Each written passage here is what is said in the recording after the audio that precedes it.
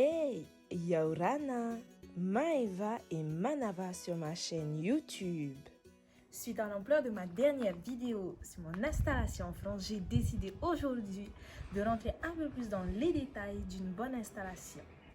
Pour commencer, la première étape dans l'installation en France réside tout d'abord dans le choix d'une université pour les étudiants. Pour les futurs bacheliers, vous pouvez suivre les indications post-bac. Mais pour les personnes qui veulent reprendre leurs études ou tout simplement les continuer à l'étranger, vous pouvez vous rendre sur les pages officielles des universités souhaitées pour y postuler. Une fois la procédure d'admission terminée et le certificat de scolarité fourni par mail, il faudra vous rendre auprès du Haut-Commissariat afin de se renseigner sur les différentes aides dont vous pouvez bénéficier pour la prise en charge des billets d'avion. En ce qui concerne les billets d'avion, le Haut-Commissariat met à disposition de notre NUNA 2 aides pour partir s'installer en métropole. La première qui est la continuité territoriale et la deuxième qui est le passeport mobilité études. Pour savoir comment y prétendre, il faut se rendre directement sur place pour que le service spécial continuité territoriale vous explique comment être éligible à ces aides. Ensuite, il faudra vous rendre à la CPS pour déclarer un départ en métropole. Par la suite, l'agent fournira une copie de la carte CPS et indiquera directement le code NIR dessus. Code que l'on devra remettre à l'inscription de la CPAM de votre ville. Une fois arrivé dans la ville d'installation, il faut se rendre à la CPAM avec la copie de la carte CPS et le code NIR fourni, une copie du RIB et de la pièce d'identité afin de pouvoir être assuré et créer votre compte Amélie. Le compte Amélie va permettre de transférer vos feuilles de soins et de suivre vos remboursements.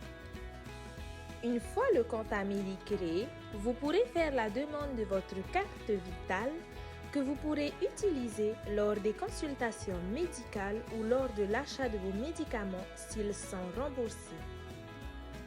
Avec la sécurité sociale, nous sommes remboursés à hauteur de 70% sur nos droits.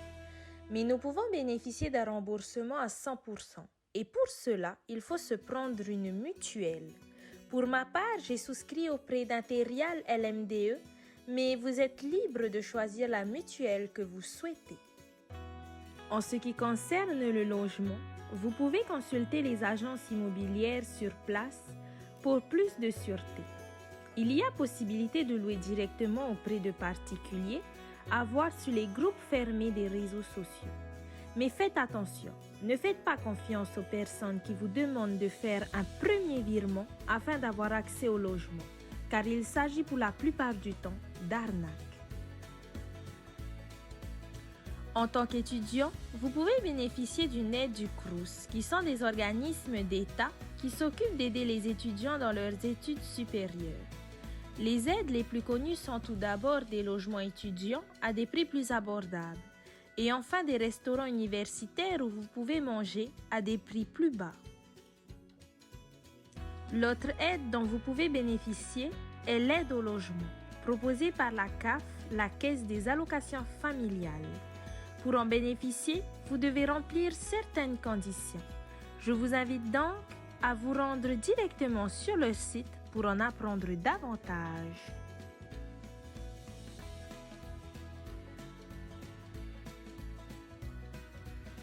Vous l'aurez bien compris, pour une bonne installation en métropole en tant qu'étudiant, il vous faudra trouver l'université qui vous plaît, postuler et obtenir un certificat de scolarité. Consultez le Haut-Commissariat pour les aides des billets d'avion, obtenir son code NIR auprès d'un agent de la CPS, mettre à jour ses droits à la CPAM de la ville choisie, créer son compte Amélie et enfin souscrire à une mutuelle pour bénéficier de soins remboursés à 100%. Par la suite, il vous faudra consulter les agences immobilières sur place ou prendre contact avec des particuliers sur les groupes fermés des réseaux sociaux. Renseignez-vous également sur les logements et restaurants universitaires que propose le CROUS. Et enfin, faire une simulation d'éligibilité sur le site de la CAF. Pour plus de précision, je me suis dit que j'allais mettre à votre disposition les papiers importants pour la France. Donc, il y a l'acte de naissance, l'attestation de non-imposition sur le revenu, plusieurs copies de pièces d'identité, votre carte CPS à jour, les contrats de travail de vos parents ou de vos garants, les justificatifs de salaire de vos parents ou de vos garants, votre RIB à retirer dans votre banque locale, une lettre d'admission à la formation poursuivie en France, une facture EDT ou OPT et enfin l'ESTA à faire via Internet. J'ai également mis à votre disposition les papiers à prendre par précaution. Donc il s'agit de la copie des diplômes, la copie d'acte de naissance, copie de livret de famille, l'attestation de couverture sociale, certificat de résidence, certificat de fin de scolarité et enfin l'attestation fiscale. Tous ces documents sont importants dans les démarches administratives en France. Parfois, certains paraissent banals, mais ils sont bel et bien nécessaires. J'espère donc que cette explication aura pu vous aider. Les amis, j'espère que cette vidéo vous a plu. Donc, n'oubliez pas, c'est une expérience personnelle, mais pour toute autre question, n'hésitez pas à me contacter.